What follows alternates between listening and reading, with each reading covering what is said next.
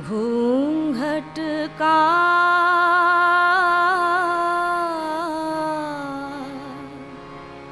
पट खोल,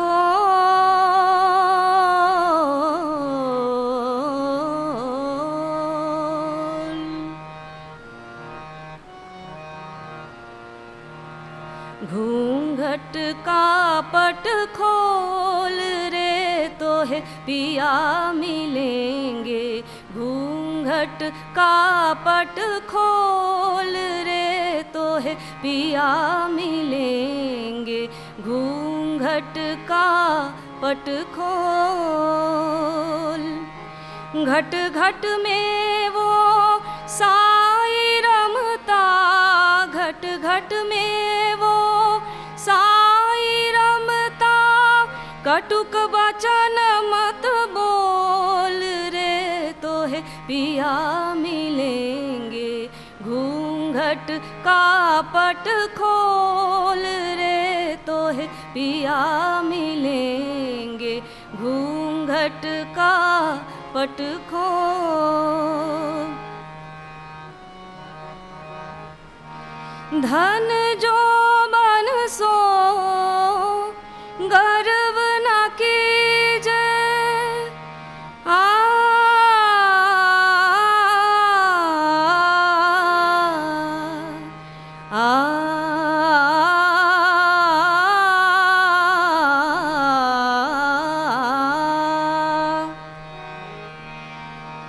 धन जो बन सो गर्व न कीजे। झूठा पचरंग चोल रे शून्य महल में दीप ला बारी ले। आसन से मत डोल, मत डोल, मत डोल रे तो है पिया मिलेंगे। घूंघट का पट खोल रे तो है पिया मिलेंगे। घूंघट का पट खोल, जाग जतन से रंग महल में पिया पायो अनमोल रे। कहत कबीर आनंद भयो है, कहत कबीर आनंद भयो है। बाजत अनहद ढोल रे तो है पिया मिलेंगे। घूंघट का पट खोल रे तो है पिया मिलेंगे। घूंघट का पट खोल, घट घट में वो साई रमता, घट घट में वो साई रमता। कटुक वचन मत बोल रे तो है पिया मिलेंगे। घूंघट का पट खोल रे तो है पिया मिलेंगे। घूंघट का पट खोल।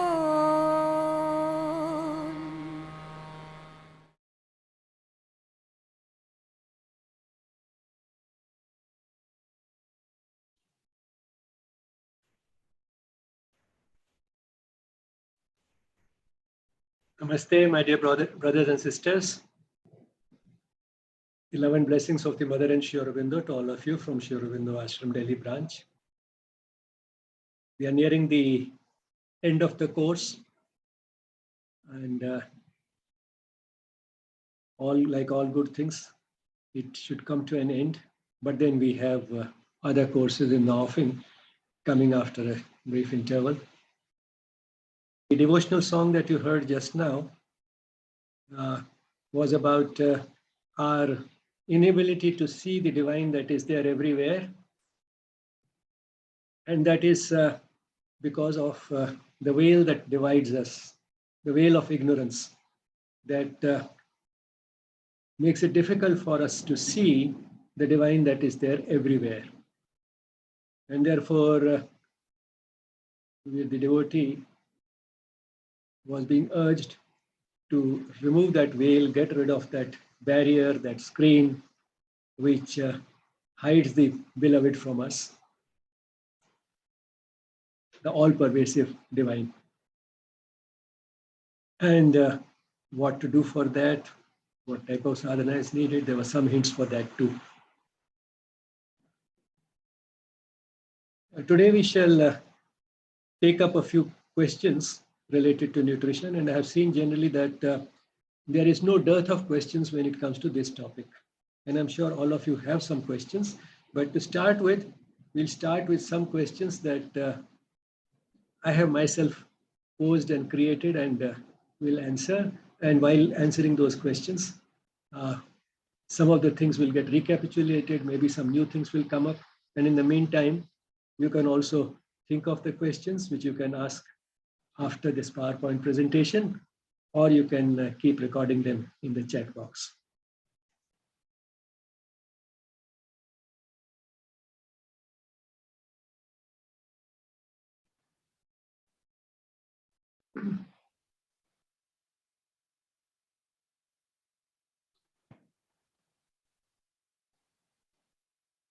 This course, or for that matter, any course of study, is only the beginning of a lifelong process of learning.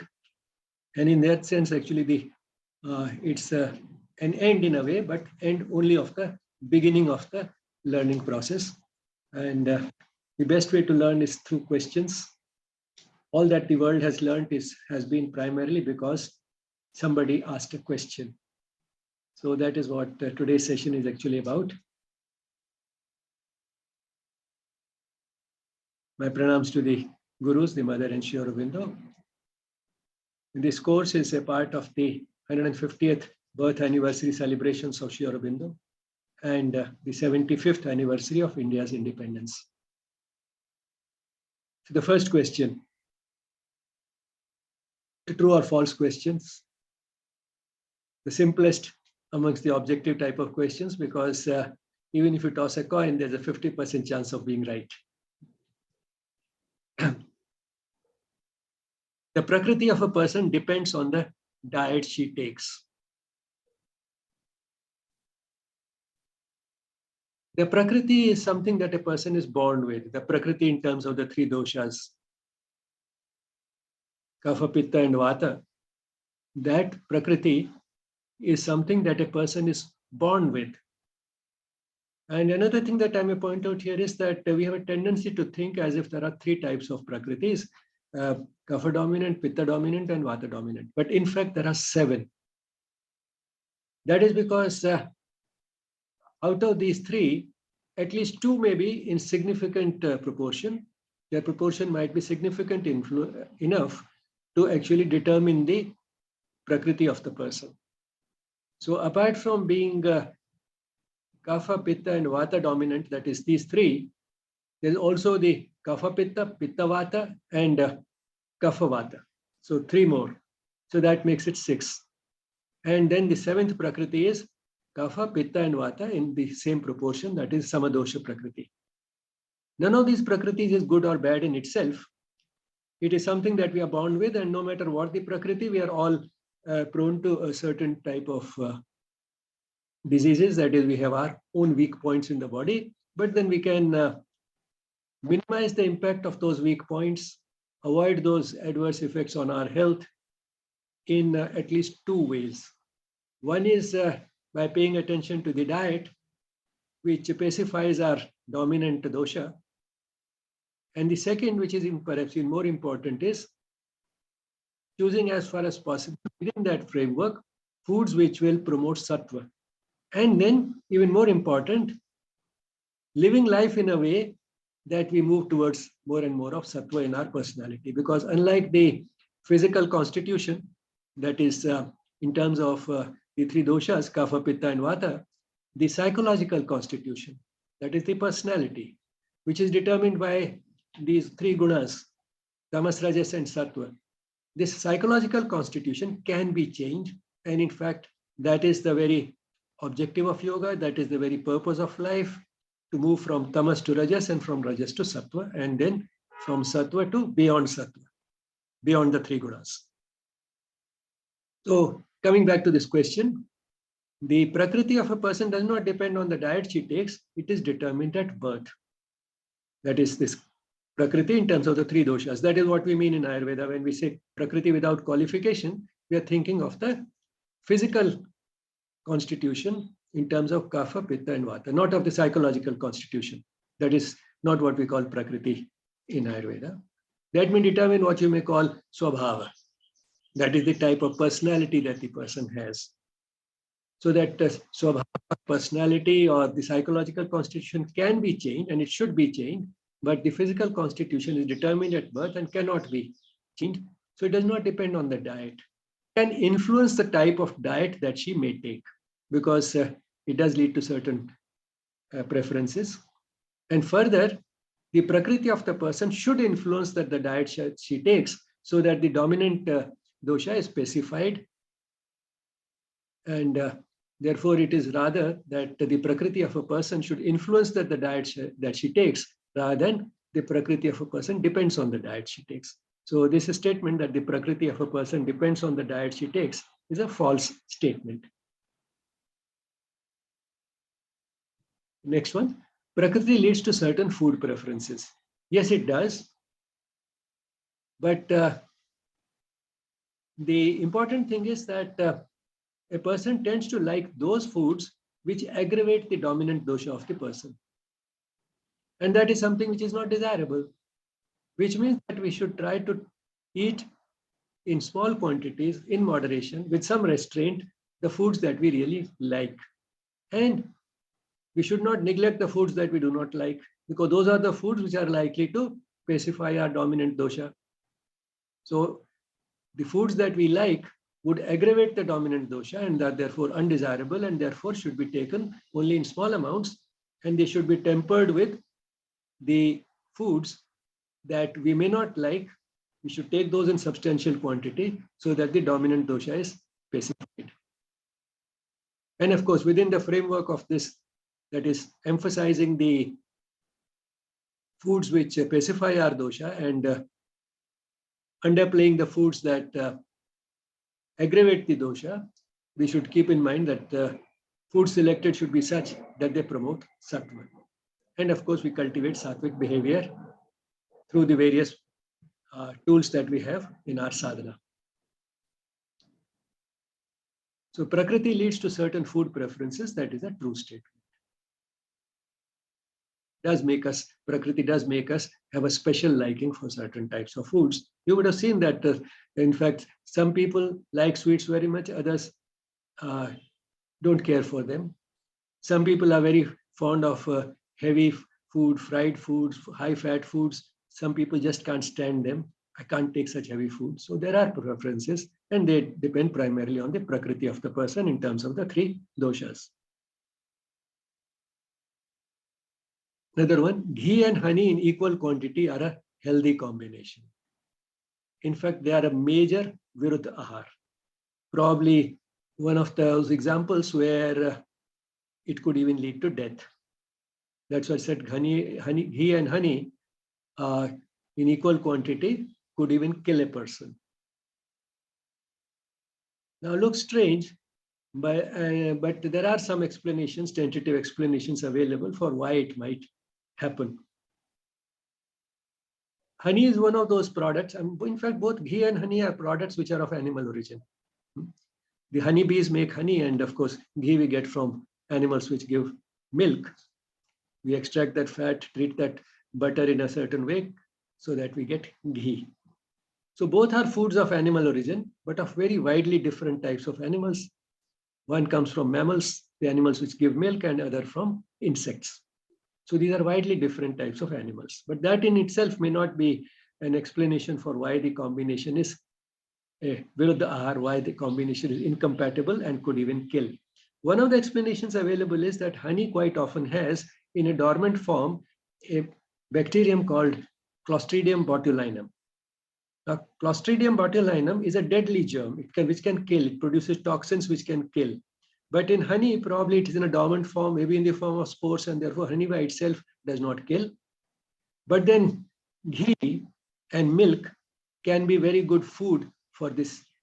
And probably that's what activates the germ which is present in a dormant form in his and leads to its proliferation and activation. And this germ does produce toxins, a toxin which can kill. So that is one of the explanations given why it could. And therefore, ghee and honey should not be taken together at all. And also, one should not one should avoid sweetening milk with honey, because milk and honey are also incompatible. And both ghee and honey should not be heated and boiled.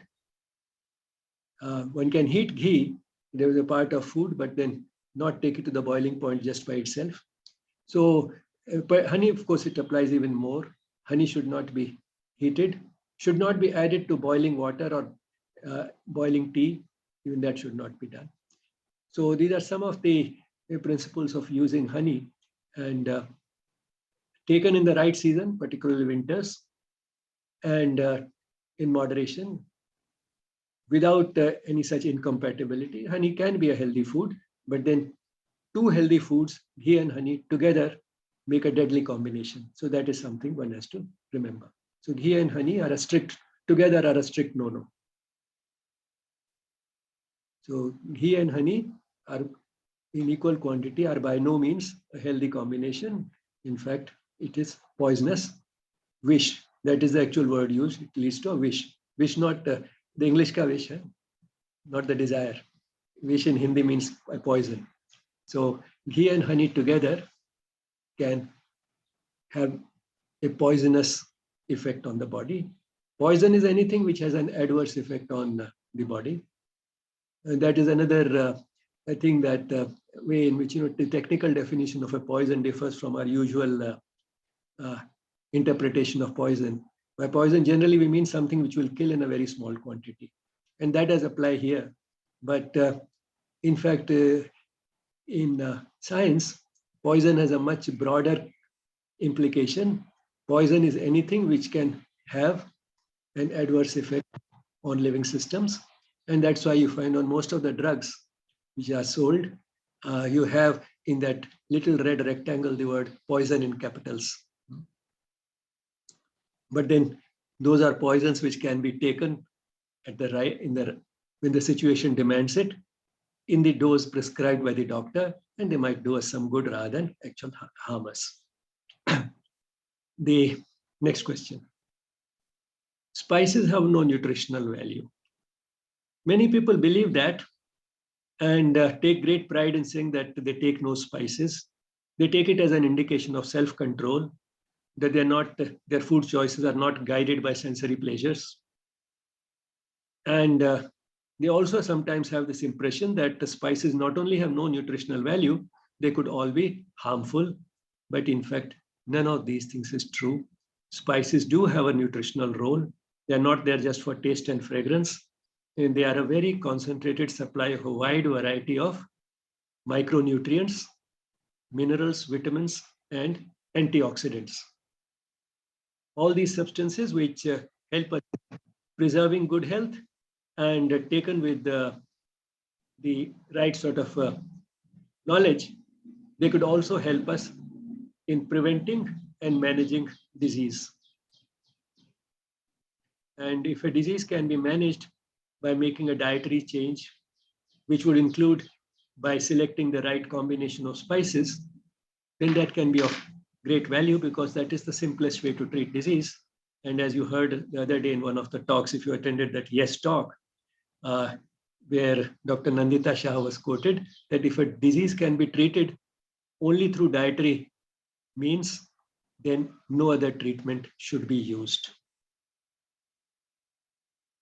So that is one of the safest things to do. You can be sure that there will be no side effects, because you are just manipulating what is in any case considered a part of the diet, using substances which are food. So spices do have a nutritional value, and therefore to say spices have no nutritional value is a false statement. Another statement here, all vegetable oils are zero cholesterol oils. This is true because no plant product has any cholesterol. Plants do not contain cholesterol. So all foods of plant origin are completely free from cholesterol. And the significance of this is that if a particular vegetable oil is advertised as a zero cholesterol oil, it is true, but it is only a part of the truth. Not only that vegetable oil, but all other vegetable oils are also zero cholesterol oils. They do not contain cholesterol. Containing cholesterol is one thing, and effect on the blood cholesterol level another.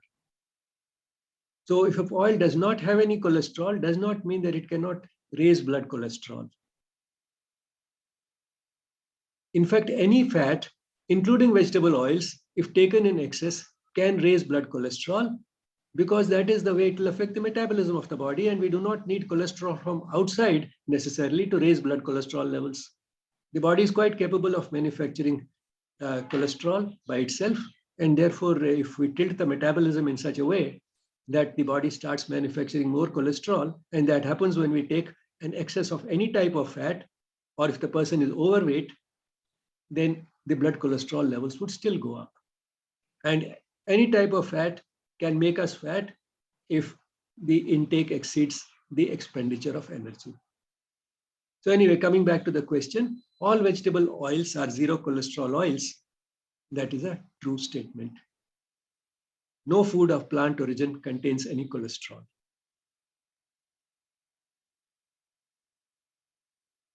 Another related one, a zero cholesterol oil brings the level of blood cholesterol down to zero.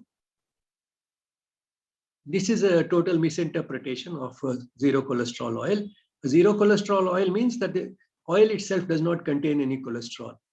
But even if a person takes no cholesterol in the diet at all, the person will still have a certain amount of cholesterol circulating in the blood. And that is not only okay, in fact, that is what any healthy person is expected to have, because cholesterol by itself is not a poison. The body manufactures it because we need it for various bodily functions, for manufacturing cell membranes, for manufacturing certain hormones. So we do need cholesterol in the body. And the body is quite capable of manufacturing all the cholesterol that it needs. And therefore, even if we take a zero cholesterol oil and the rest of the diet is also zero cholesterol, still the blood cholesterol level will not come down to zero. So this is a false statement. The blood cholesterol level never reaches zero, never should reach zero. And we have a certain normal range of blood cholesterol, and it should stay within that range.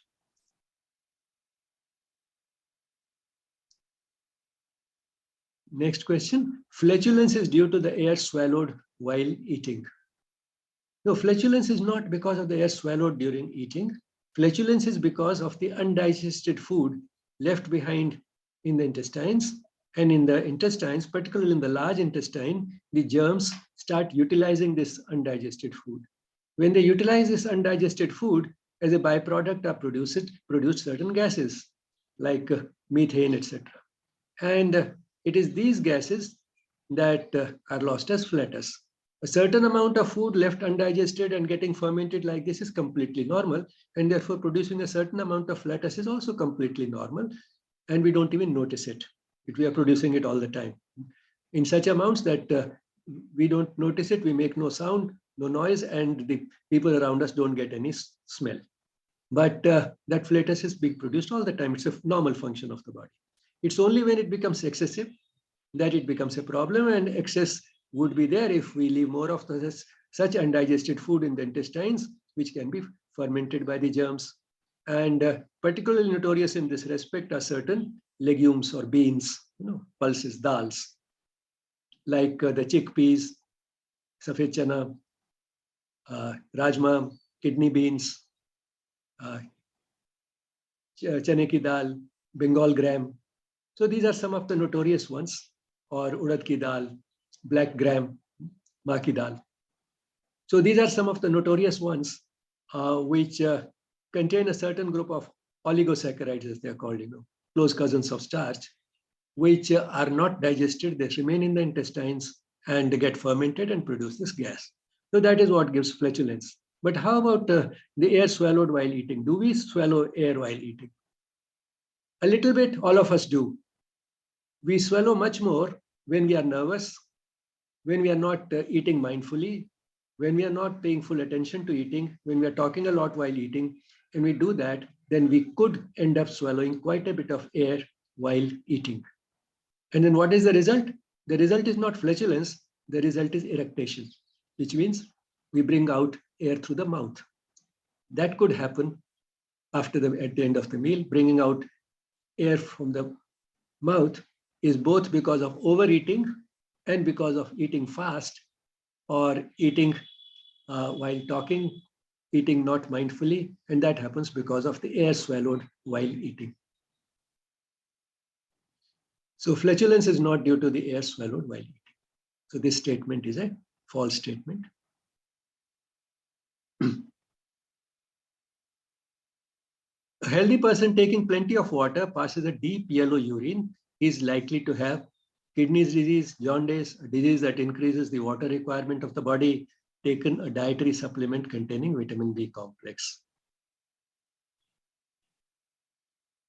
Now, we learned, while studying the vitamins, that one of the B vitamins, that is riboflavin, is yellow in color and gives yellow color to the urine. So if one has taken a vitamin B supplement, complex supplement, which would include invariably riboflavin, the urine can turn deep yellow. And therefore, the correct answer is D. But then why we have put all these things is because the person could have deep yellow urine also in jaundice and some other conditions. But then you'd say, why this question at this stage when we have learned only nutrition, nothing about diseases? Diseases we'll do in some of the subsequent modules. Then why this question here? This question is here to see how careful a person is, observant a person is. Because just the person can answer this question without knowing anything about any of these diseases. Why? Because the stem of the question says a healthy person. So that itself rules out kidney disease, jaundice, and a disease that increases the water requirement of the body. So in fact, this question can be answered just by noticing the word healthy in the stem, even if the person does not know that the urine can become deep yellow because of the vitamin B complex supplement, the person gets the right answer. So the person can end up, in fact, learning something from this question, that a dietary supplement containing B complex can give deep yellow. So it's a teaching-oriented question. This question can teach the student something. It's not really examining anything. The only the person has to be careful enough to notice the word healthy in the stem of the question. A healthy person taking plenty of water. Why plenty of water? Because he takes less water that can also color the urine yellow. So that's why that further detail has been added, taking plenty of water. The person is healthy, is taking plenty of water, and still he passes deep yellow urine. So it cannot be because of kidney disease, because the person is healthy, can't be due to jaundice, the person is healthy, can't have a disease that increases the water because the person is healthy. The correct answer is the person has possibly taken a dietary supplement containing vitamin B complex. So that's the right answer. Which of the following is the most healthy breakfast? Brown bread, butter, jam, and milk, salty dalia, that is wheat porridge and milk, salty dalia and water, salty poha, white flattened rice and water. Now let's look at these one by one. Brown bread, butter, jam, and milk.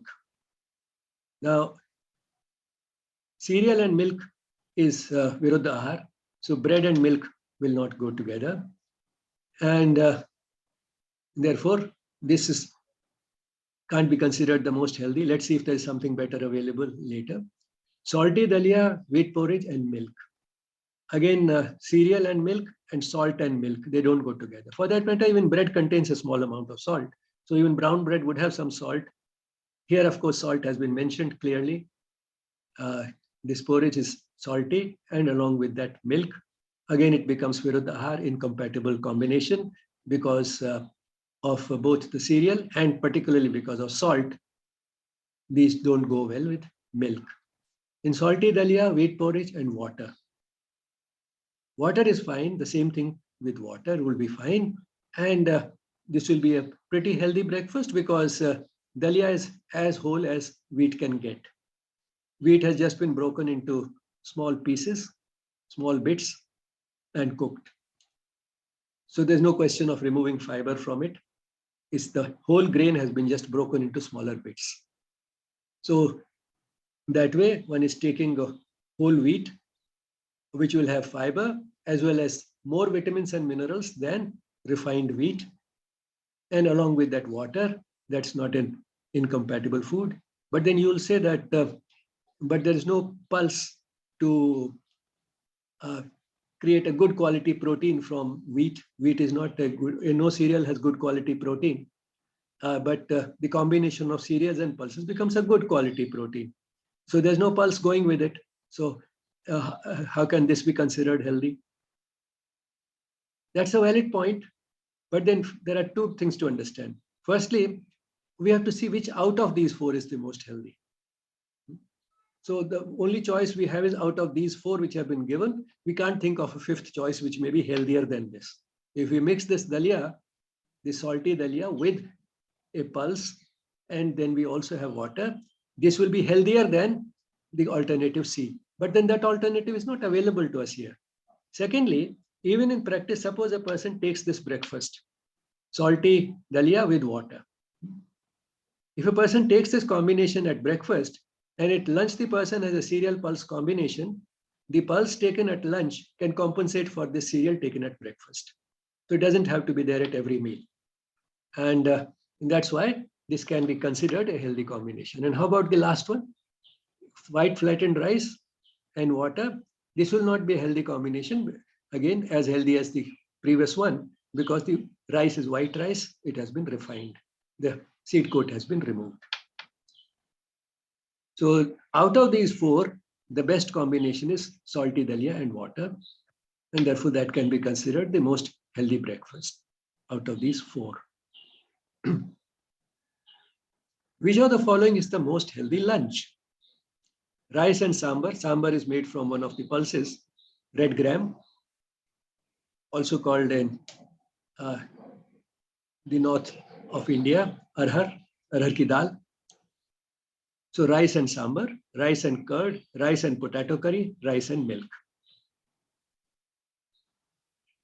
Now, rice and sambar looks like a good combination because a cereal pulse combination.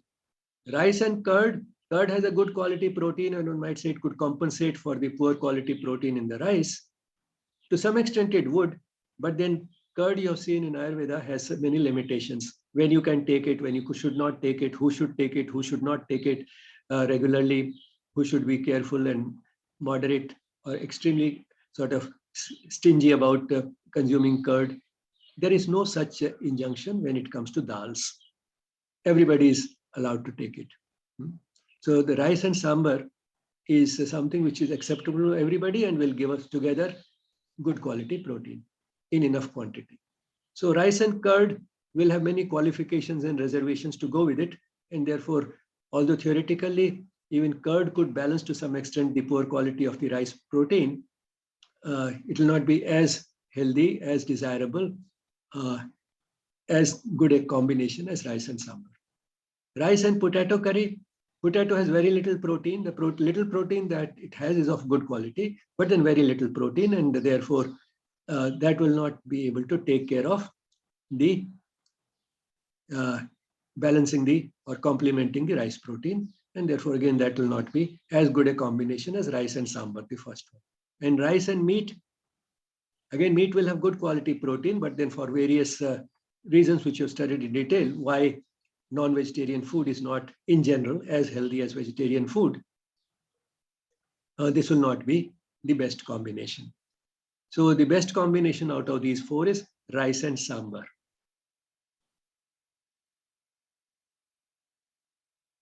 So out of these the most healthy lunch would be a rice and sambar combination, a cereal pulse combination. The foods that can provide the largest amount of dietary fiber are maida, refined wheat flour, and white rice. Completely out easily because maida is highly refined wheat flour, which hardly has any fiber left. One can say 0% fiber. And white rice, again, hardly any fiber left. The rice, all the seed coat has been removed, and much of the fiber is in the seed coat. So both are very low in fiber. Whole wheat, flour, and brown rice, yes, both the grains are whole, and therefore it will provide a substantial amount of dietary fiber. Pulses and nuts, yes, if whole pulses are there and nuts, they can also give us a substantial amount of fiber. Fruits and vegetables, they'll also give us a substantial amount of fiber. So now the choice is between B, C, and D out of these three. Now, why C is not the best choice here is because the quantity of pulses and nuts that we are likely to take is much less than the quantity of cereals. And therefore, if a person takes a cereal-based diet, which the Indian diet basically is, the staple is the cereal, not the pulse. The pulse is added, and we have seen that for balancing the protein, 1/5 is enough. That is, if we have cereals and pulses in the proportion of 5:1, that will take care of the quality of the protein. So pulses are taken in smaller amount, and that is quite okay. That is the way it should be.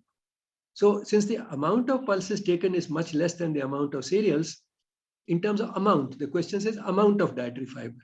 The quantitative contribution of pulses to the diet cannot be as much as that of the cereals. So quantitatively, whole cereals can contribute much more to our fiber intake than whole pulses because of the quantities that are consumed. And that will apply even more to nuts because nuts are taken in extremely small amounts. And that again is the way it should be, not only because they're expensive, but also because they are high in fat. So taking a large amount of nuts would automatically increase the fat intake and will put on weight.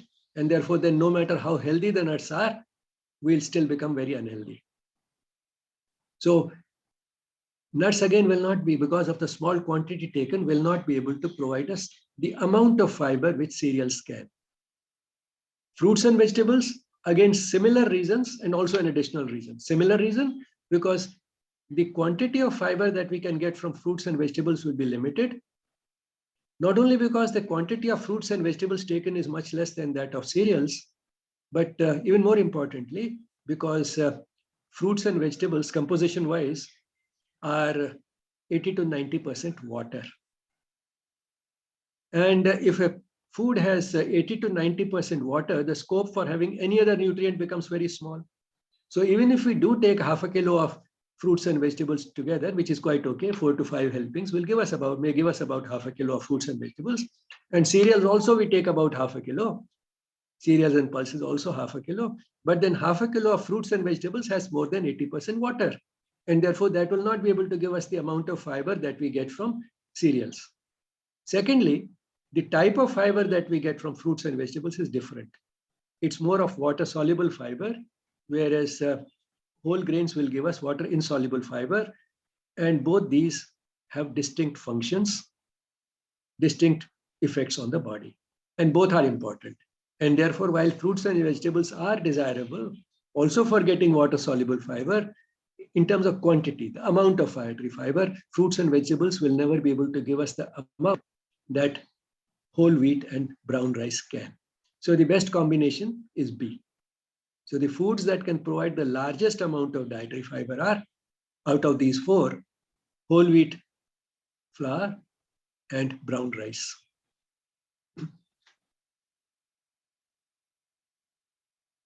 Another type of question, assertion and reason. Breakfast should be the heaviest meal of the day. The reason is it is said, breakfast like a king, lunch like a prince. Now, a way to think about an assertion reason question is join the two by using the word because and see does it make sense. Breakfast should be the heaviest meal of the day because it is said breakfast like a king, lunch like a prince. Seems reasonable, but then it has been repeated quite often in this course that the heaviest meal of the day should be lunch, not breakfast. Then how do we reconcile it with this breakfast like a king, lunch like a prince? This is also true because who will eat more, the king or his young son? The young boy will naturally eat much more. So that's why we should have a heavy lunch. So breakfast like a king, eat a small quantity the way any old man should, and lunch like a young boy, prince, the prince. So the heaviest meal of the day should be lunch. So therefore, assertion is a false statement. Breakfast should be the heaviest meal of the day is a false statement. However, it is said, breakfast like a king, lunch like a prince. That is true. It's a common saying. And it is also true because that is the way it should be. One should breakfast like a king, like an old king, and lunch like the young prince. Another one, a meal should end with the sweet dish. A meal should have all the 6 tastes, including sweet. Let's join the two. A meal should end with the sweet dish because a meal should have all the 6 tastes, including sweet. Now, if you look at it critically, even if a meal should have all the 6 tastes, that does not in any way become sufficient reason for dictating us the sequence of eating, whether the sweet should be taken in the beginning, middle, or the end. That by itself does not become a justification for that. So that means that we have to think about these two independently of each other. A meal should end with the sweet dish. That is not really right. Because although it is customary, quite common, but that's not the best thing to do, because that dessert or sweet dish that we consume at the end of the meal is usually in addition to whatever we have eaten or whatever we should have eaten. Because what happens is that when we are quite full, then comes the dessert. We've already eaten as much as we wanted, and then comes the dessert. And we generally don't refuse it because of what is called kritrim ichha. That is an artificial desire. We do not have a genuine desire for eating more. And that's why when a person is full, you ask him for some more bread, some more rice, some more vegetable. He goes on saying no, but you ask him, how about ice cream? Yes, that I can have.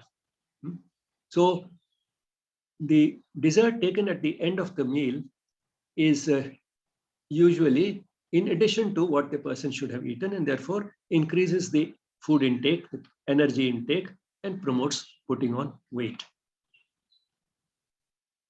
The reason given here is a meal should have all the 6 tastes, including sweet. That is true. That's an Ayurvedic principle. So as far as possible, all the 6 tastes, sweet being one of them, should be included in the meal. But then if a person has to include sweet, when should it be taken? In terms of Ayurvedic principles, it can be one of the first things to take. It could be the very beginning of the meal. Now, how is it different from taking it at the end?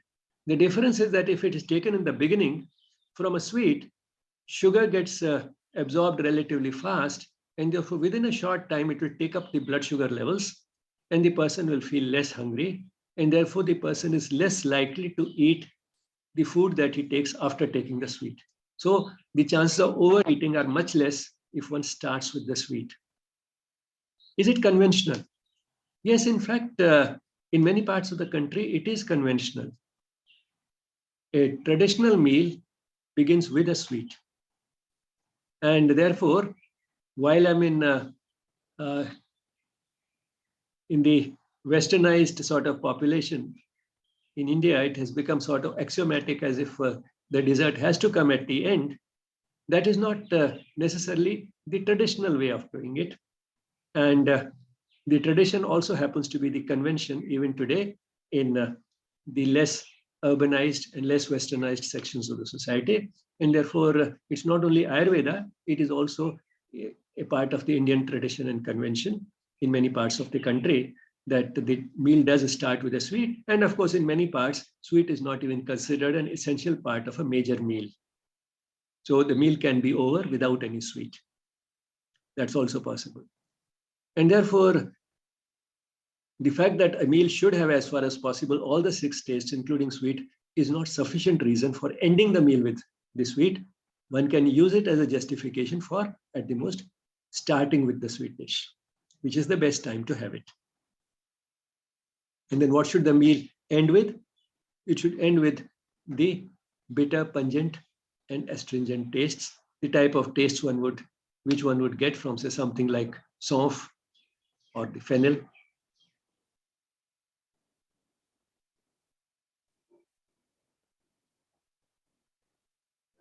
So a meal should end with the sweet dish.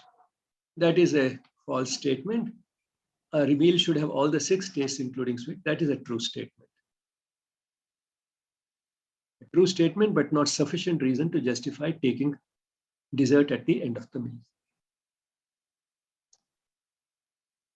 So now we'll take up any questions that you have in this ashram, to which you have been invited several times. And of course, keep writing to us, yes@yesspirituality.com. And the gratitude to the Mother and Sri Aurobindo for making these sessions possible. Thank you all.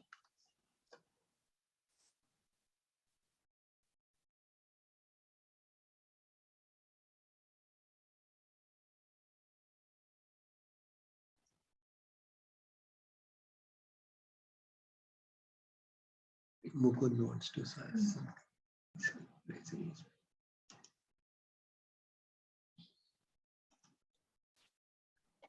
Namaste, sir. Namaste. Thank you very much for an excellent summary of what all we have been listening so far. It's wonderful. It's wonderful. There is no doubt about it. I am a student of yoga, and I'm particularly also a student of nutrition, and I'm interested in the historical aspects of the yoga and nutrition considered together.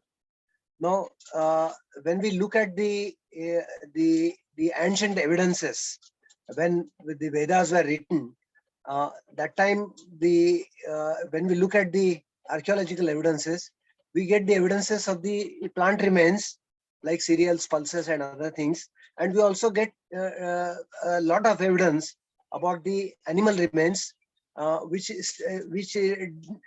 would definitely indicate that the people were non-vegetarian. So most of the people were probably non-vegetarian. And even during Patanjali's time, I mean, say around 300 BC or so, we get a lot of archaeological sites in Punjab as well as in rest of the country, where there is a dominance of the meat-eating people, and also so it is a bit sort of a, I feel that it is a bit of a contradiction, that on one hand we accept that the meat produces too much of tamas as compared to the plant food. I agree, but it is this time Vedic period that the maximum holy books were written, and maximum spiritual development also took place during say early historical times, while the people were consuming meat, and probably the vegetarianism came much later, if I understand correctly. So I would be happy to know about your views, because people were eating non-vegetarian food, and at the same time they were also doing a lot of intellectual activities. So I mean, how this is I mean, how to reconcile with this? And of course, I agree that we have to eat as per the lifestyle, because and as per the level of consciousness that we want to reach.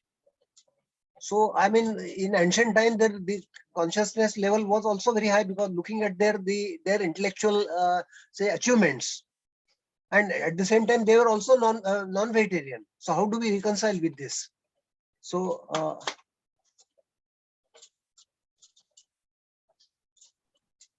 okay, that's a good question. So far as what people took in ancient times is concerned, and the paleological evidence that we have we have evidence of both types, man having been what is called a hunter-gatherer and a scavenger and a forager. Both types of evidences we have. Till recently, the belief was that man is primarily a hunter-gatherer, which means he hunted animals on animals, and that is what he ate. He was primarily a non-vegetarian. But then it has been argued that man is too weak an animal to have been able to survive only on what he could hunt. Secondly, the remains of the stool of the people from those areas, which are called fecaliths. Those fecaliths have shown that there are remains of seeds and other things which came primarily from plants more often than anything which might have been left behind from animal food like hair and nails. So fecaliths do have that type of evidence.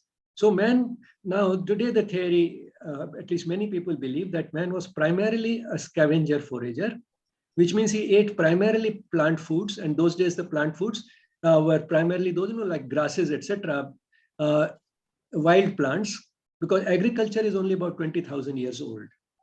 And that is too short a time in terms of human history. So till about 20,000 years ago, man ate those primarily those plants, which are very difficult to consume in a way, and therefore extremely high in fiber. And those are the remains of those are available in fecaliths in the form of some seeds, etc. But then as and when he found a dead animal, or as and when he found a weak animal and could kill the animal or could use an animal which was already dead, he also consumed some meat. So that is, so the man is now considered more of a scavenger forager rather than a hunter-gatherer, the primitive man. But by no means we feel that in the days before agriculture, the primitive man was purely a vegetarian. It was not a pure vegetarian. And so, in fact, one of the reasons why man has been so successful in the evolutionary ladder is because man is an omnivore. He can survive on both types of foods, vegetarian and non-vegetarian, and usually has been taking both. In the ancient times, he took more of vegetarian food because he was not capable of killing enough animals to survive only on that. Today, and when, after the Industrial Revolution, man became prosperous and he could take more meat, he became primarily non-vegetarian, particularly in the Western countries. And then when the health effects of, adverse health effects of non-vegetarian food were seen, the world is turning more and more to vegetarian food. So this type of fluctuations have been taking place for various reasons, but man has always consumed both types of food, and man is an omnivore, also in terms of his intestinal structure, etc. So when we come to an emphasis on vegetarian diets is more because of ethical reasons and environmental reasons than biological reasons. Biological reasons are there in the sense that in general, vegetarian diets are healthier than non-vegetarian diets, but it's not exclusively on biological reasons. It's more because of ethical and environmental reasons. The second thing that you mentioned was that people still had so many achievements in the past, in spite of taking non-vegetarian food. Yes, sir. Yes, achievements do depend upon many things, and diet is only one of them. And people have achieved a lot in many spheres, not only intellectual spheres, but even made great spiritual advances in spite of being non-vegetarian. That has also been there.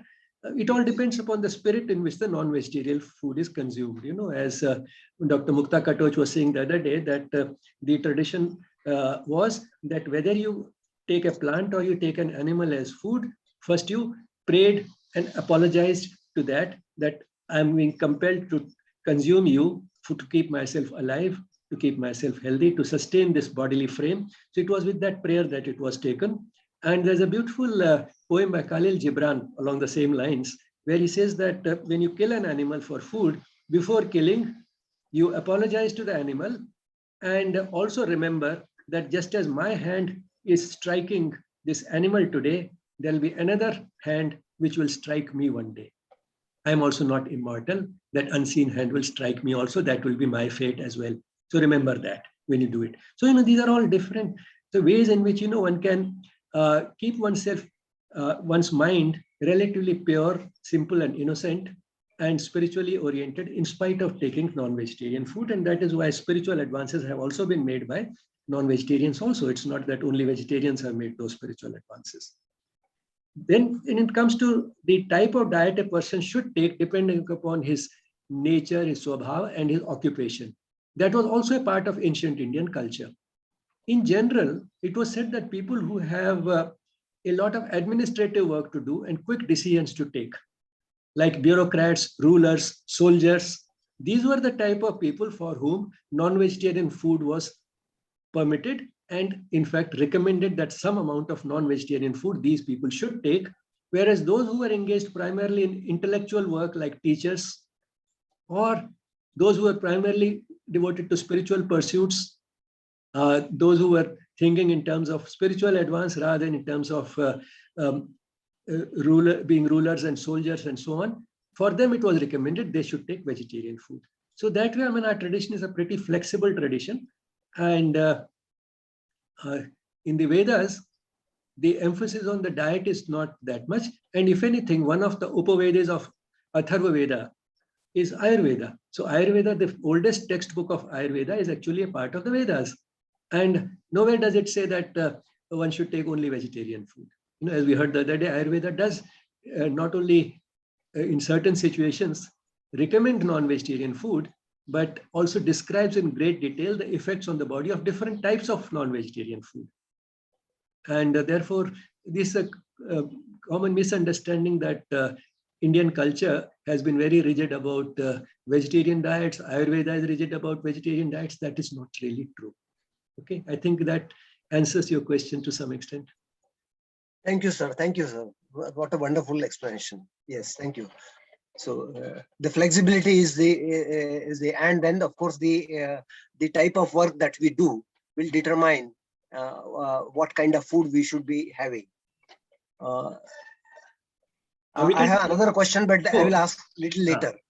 Because one more person also wants to ask a question after that. Yes, sir. Hello. Thank you for the teachings, and I enjoyed a lot with this course. And I have one reflection about the concept of the three gunas, tamas, rajas, and sattvas, because I heard it from the philosophy point of view. The main purpose of to manage these gunas is to achieve the equilibrium, not to achieve the sattvas level. It's more the equilibrium up to achieve the mukti, the liberation of. I think what I understood is the equilibrium of the three gunas moves from the prakriti to purusha. What do you can express or offering about these terms? Thank you.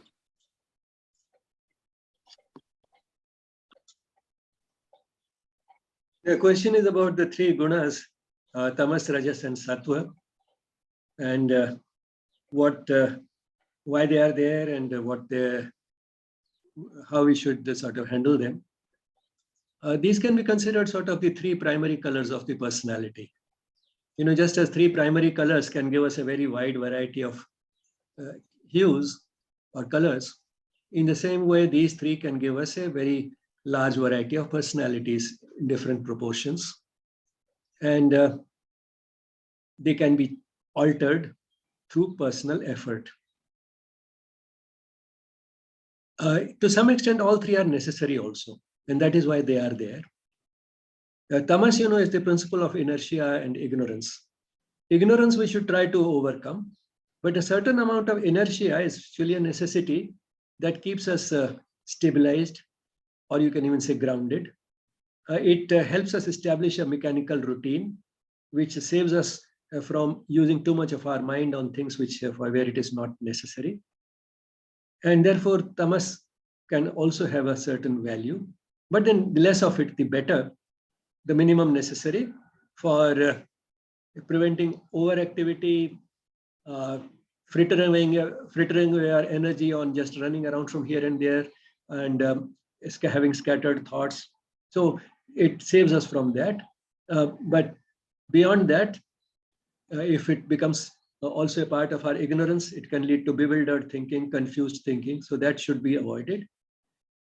Rajas, again, extremely important because that is the principle of activity, achievement, desire, and passion.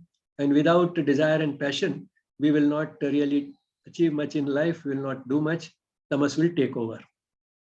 Or sattvic quietude will take over. Both the things can happen.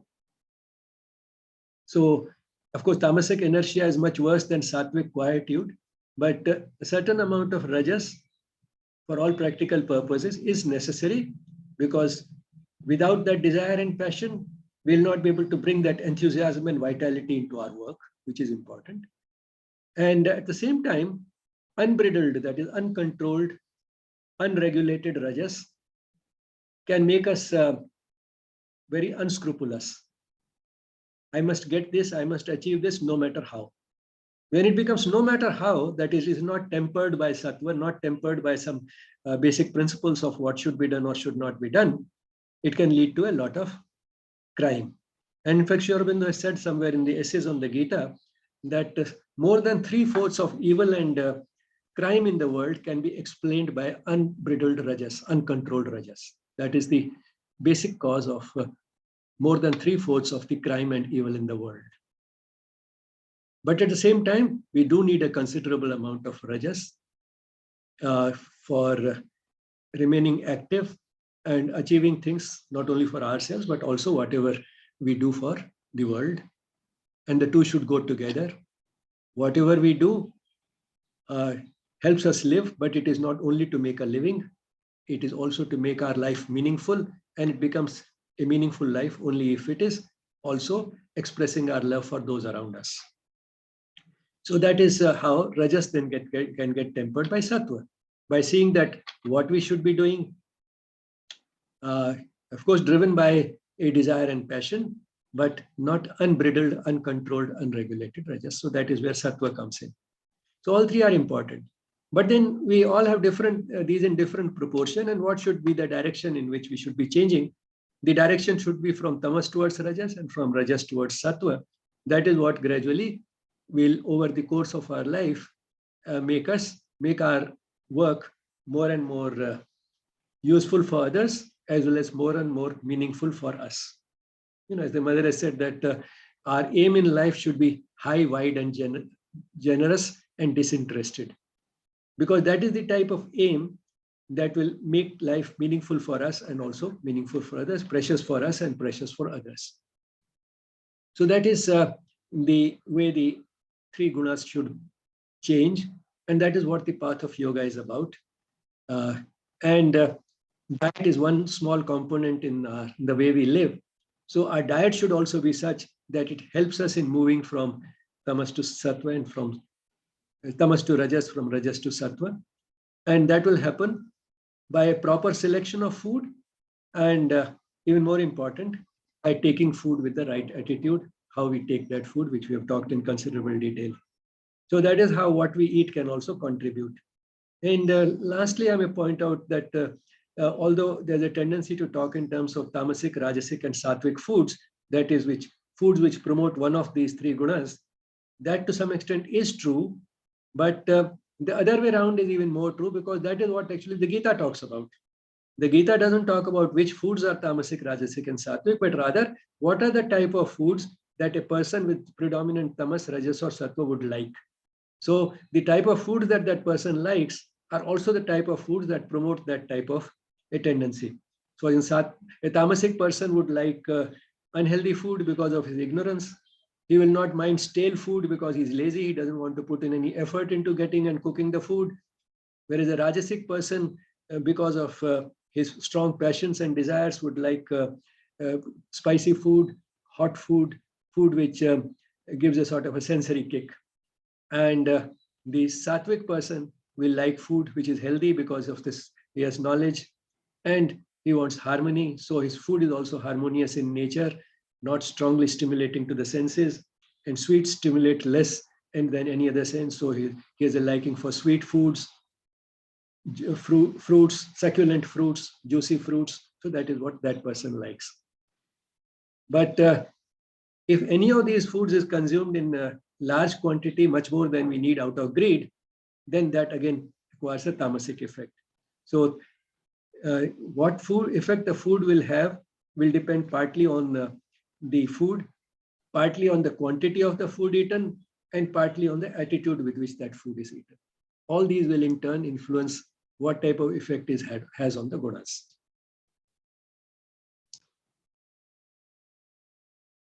Sigrid, have I answered the question adequately? Yes, what I understood is you mentioned the manage of these three gunas in relation with the food and the evolution of the body. But maybe in a philosophy point of view, there is another interpretation about the liberation as mukti. Maybe it's a different interpretation of the same. Yes, liberation or moksha, liberation from what? Liberation from the bondage. And what are the biggest bondages? The biggest bondages are bondage to relationships, bondage to our desires and ambitions, bondage to our possessions. Now, these are the bondages. Now, as we move towards sattva, and of course beyond sattva, because the ultimate aim in yoga is to go beyond sattva. As we move in that direction, our dependence on these becomes less and less for our sense of happiness or well-being. So less dependence means greater freedom. That greater freedom is liberation. So that is how it translates into that liberation. And ultimate liberation will come only when we have gone even beyond the three gunas. Because while sattva is a desirable principle, more desirable than tamas and rajas, but sattva itself has its own ego. Sattva itself has its own desires. Sattva itself has its own attachments. For example, to give you a simple example of attachments, we say that, well, I should not be attached to luxuries. I should not be attached to a very comfortable bed. I should not be attached to a comfortable room which has an air conditioner when it is hot and a heater when it is cold. I should not be attached to these. But then how about attachment to books? We'll say, well, that is okay. That is sattvic because I'm fond of reading, so I can be attached to books. But then that can itself become a bondage because a person like me at my age may have plenty of books which are still unread. I know that in the rest of my life, I'll not be able to read them. But still I go on keeping them. Now, is that not an attachment? That is also a bondage. Why do I want to go on keeping those books instead of giving them away somewhere when I know that I'll never be able to read them in the rest of my life? So that is a type of sattvic attachment. So again, bondage, which means certain amount of happiness is dependent on going on keeping those books, and a certain amount of pain I can anticipate if I have to part with those books, which means my happiness is not totally independent of these attachments. So that's why it has been said, a chain is a chain. It's a golden chain or an iron chain. A chain is still a chain. So whether it is the attachment to books or whether it is an attachment to tasty food or whether it is attachment to a comfortable bed, these are all chains of different types. So to get rid of all these chains, one has to go beyond all the three gunas.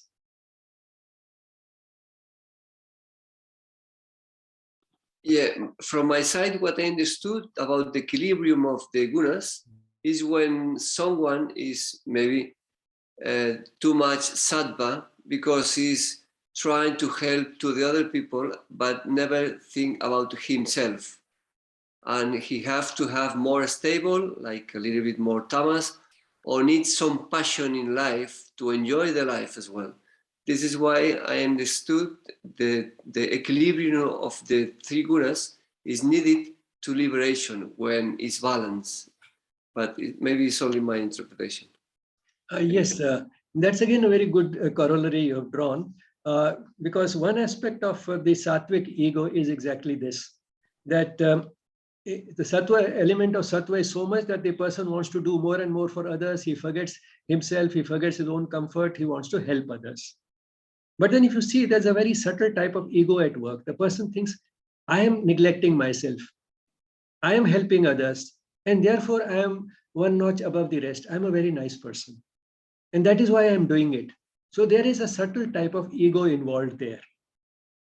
And again, the thinking that I'm helping others is itself a misinterpretation, because am I really able to wipe out anybody's pain, misery, and suffering? Leave out wiping out misery and suffering from the world. Even the persons who I think I'm helping, am I really changing their life into a completely happy life? I'm doing my little bit. That's all. And getting satisfied with it. It is satisfying my own ego. It is not really helping them. If I do it in the right spirit, it can help my own spiritual growth. If I don't do it in the right spirit, it satisfies my ego. But it is hardly any help that I'm giving. As you know, the mother has said, who are you to change the world and help people? That is the job of the divine. Doesn't mean that we should not do such things, but to do such things under the illusion that I'm helping and thereby I'm contributing to changing the world is itself a type of sattvic ego. And this again prevents that liberation or moksha, because then my happiness is dependent upon going on doing this type of work. I can go on doing this type of work, but without getting attached to it. And if I'm not attached to it, then that liberates me. And how will I be not attached to it? By going even beyond sattva. And that is why the liberation does not come from an equilibrium of tamas, rajas, and sattva. It doesn't come because if I add a bit of tamas to this sattva and become a less energetic about helping others, that is not what will liberate me. What will liberate me is going beyond sattva. So true liberation does not come from adding a little bit of tamas to rajas and sattva. That may make us a little sort of more peace, more quiet, in the sense that not excessively energetic and enthusiastic about trying to do everything. So it may lead to a certain moderation in our effort, but it will not liberate us. That equilibrium will not liberate us. Liberation will come only when we go beyond sattva. Okay, thank you. I think this is the next question you have in the chat. Thank you.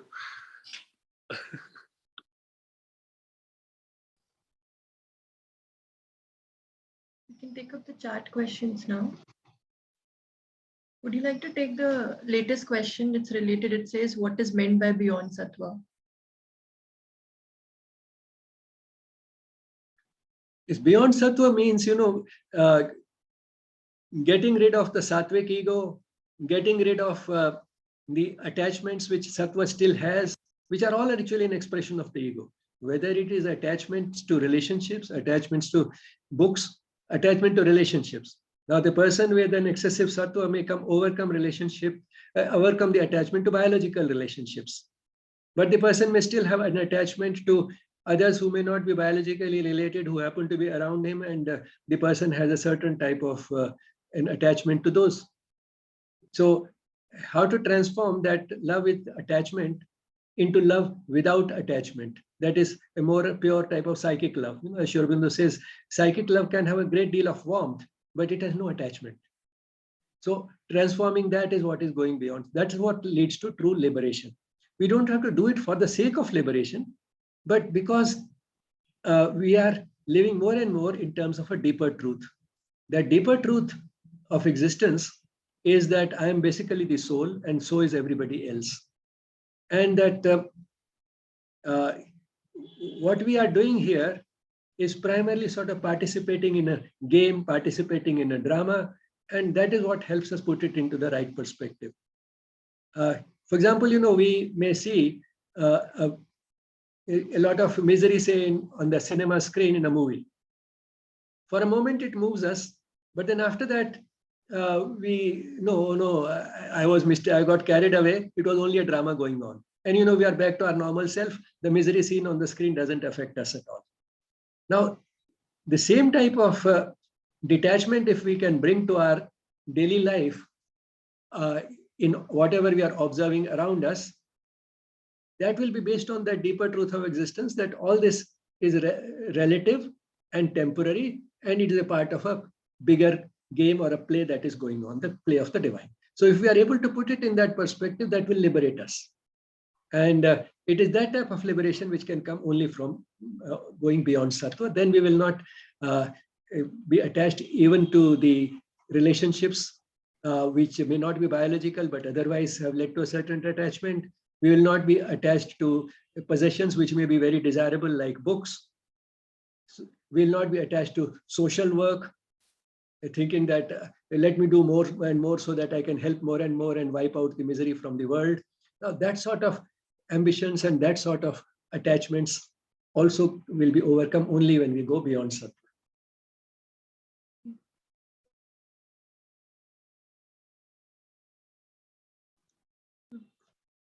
Okay, next question is buttermilk or chach considered a virud ahar since it has salt and milk? No, it's not considered virud ahar because it is not milk anymore. It has become curd.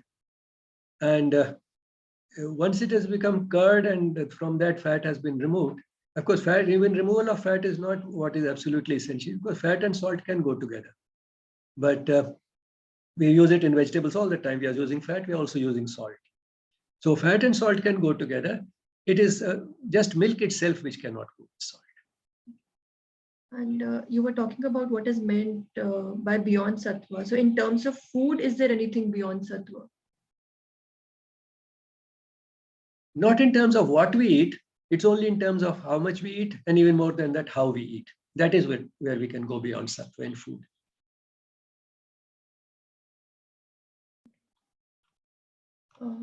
Next question is, how about the honey-milk combination in Panchamrit prepared during pujas using 5 ingredients: milk, ghee, honey, curd, and sugar?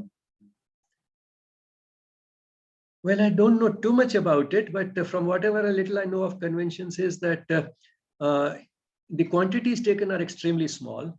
And that is one of the beauties, that in a very small quantity, even a so-called poison will not be poisonous. And at the same time, in too much of excess, even a perfectly acceptable food can sometimes turn into a poison.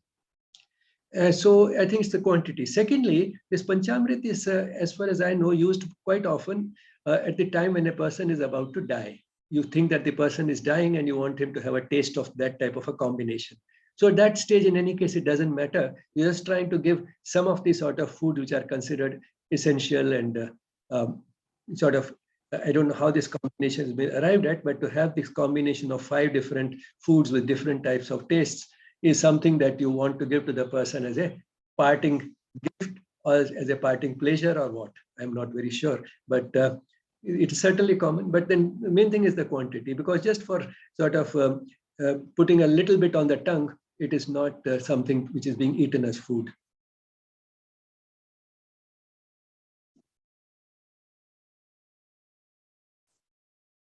Okay, the response to that question was, in South, Panchamrit is given in every temple. So that's just our message. Next question is, how to solve this paradox? What our Prakriti desires is not what is good for our body. Then how does the statement, listen to your body, holds true?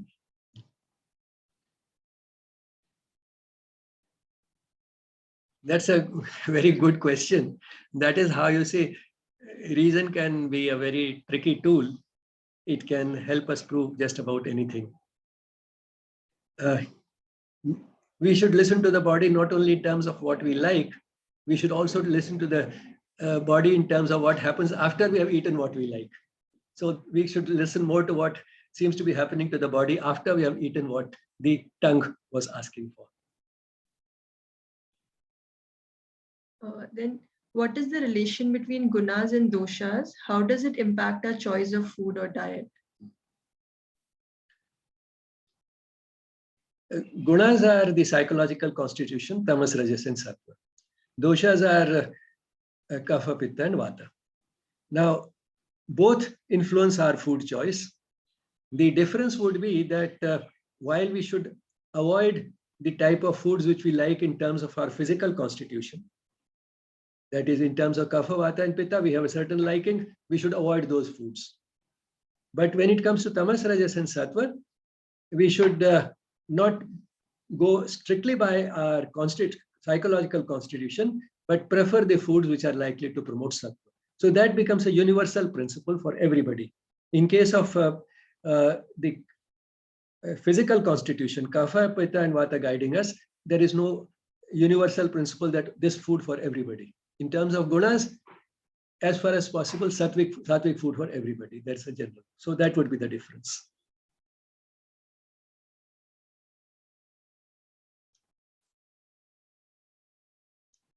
Okay, so there are no, just one second. Okay, so there are no more questions in the chat box. If anybody would like to unmute and ask, we can still take one or two more questions.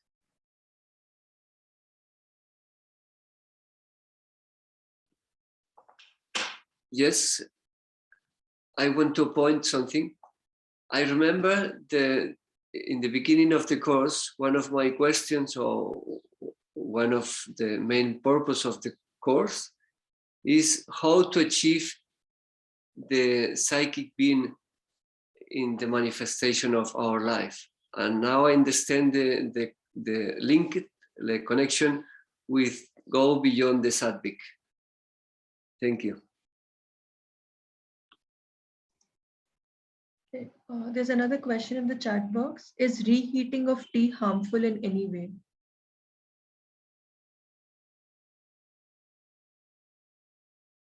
It could be if the tea leaves are still in the tea. If the leaves have been strained out, then probably reheating will not do any harm. I can't think of any harm. But if the tea leaves are there, then it would mean that the leaves are also getting boiled again and again. And if the leaves get heated repeatedly, then more of the tannins would be released.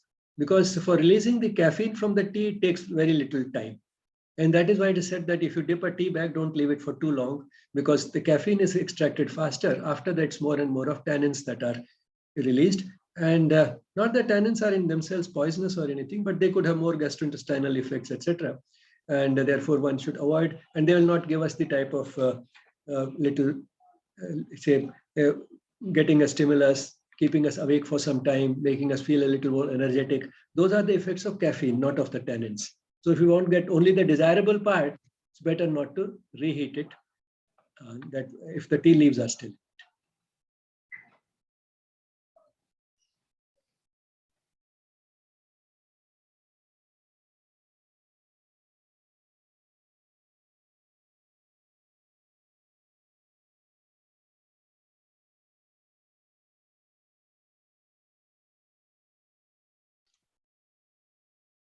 All right, then if there are no more questions, we can close today's session. Okay, yes, Mukunji, you can go ahead and ask.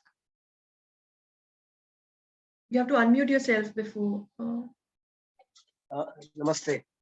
Sir, in one of our earlier lectures, we said that the ketogenic diet, they are bad diets, they are fat diets. But when we look at the the history part, very often you get an impression that people were eating when they could hunt. So they used to feast when they were getting enough food, and they used to fast. So feasting and fasting was a part and parcel of the prehistoric life, and which has continued probably also during historical times. This has happened, and that's how we had only the pattern of eating twice. And when we eat twice, there is enough time in between, which between the two meals, which gives us say a steady source of energy in terms of ketones. So that means the ketogenic diet was there in prehistoric time, which was there in say protohistoric times, and also during historical times till say about 200 years back, because the abundance of food has become possible only because of the industrialization. Now food is available 24 hours. So why do we why are we so much against the ketogenic diet? If we can take only food twice, and if we leave enough space in between without much fillers, then in that case the ketogenic diet should also help us, because that was the norm in earlier times. So what is a harm in following that norm even now, if we avoid the temptation to eat, say, in between the meals? Firstly, I mean, one has to be sure whether it is starvation over prolonged periods of time, which leads to ketogenic, the formation of ketones in significant amounts, or whether just eating twice a day will also produce ketones, because it's not necessary that eating only twice a day will starve us to the extent of leading to the formation of ketones. We may still continue to utilize primarily fats as fuel, but all utilization of fats does not lead to accumulation of ketones in significant amounts. That is one. Secondly, even if a person was starving, say, for weeks at a time because the person could not find food, then this was a compromise which nature has built into the body. It was a survival mechanism.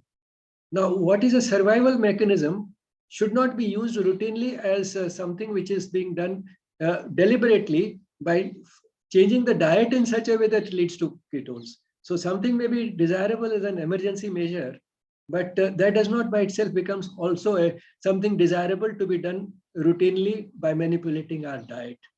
So that is why, ketogenic diet would still remain a fat diet. We have not been designed for taking that type of a diet. What we have been designed for is falling back on a mechanism which will at least keep us alive and will also keep our brain in good shape, because the brain cannot use fats. The brain can use glucose, and in emergencies, when absolutely glucose supplies fall into very low levels, it can use ketones. So it is a survival mechanism. But the survival mechanism should not be used as a routine thing, because still routinely what is better for the brain and everything else is still glucose. And therefore, one should not try to sort of manipulate the diet just to sort of, just because it will not immediately kill us, because it has been used as a survival mechanism in prolonged starvation.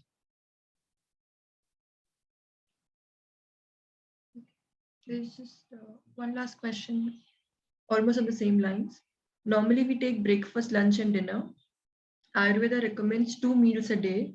Which one of these we should skip?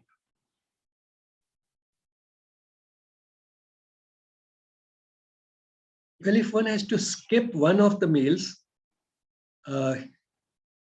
although I mean, I would not again say that you must skip a meal on a routine basis. Once in a while or regularly, say once a week, if you decide that I will skip this one meal, that may be fine. And again, even Ayurveda, you should consult a doctor and see whether in terms of your Prakriti, just 2 meals are enough, or you can have an additional third meal, also a small one. So all those things, keeping all those things in mind, caveats in mind, if one has to skip, probably one should skip dinner, because that will easily prolong the interval between lunch, which need not be very early. It can be around 2 o'clock, or 10 to 2 is that time for best digestion. If it is at 2 o'clock and then you have an early breakfast at, say, even 7 in the morning, it will still give us an interval of 17 hours between the 2 meals. So that is what intermittent fasting is also about, 16 hours or so. So one can achieve that type of what is today called intermittent fasting, and what was earlier being recommended in terms of 2 meals, then the meal to skip should be probably dinner.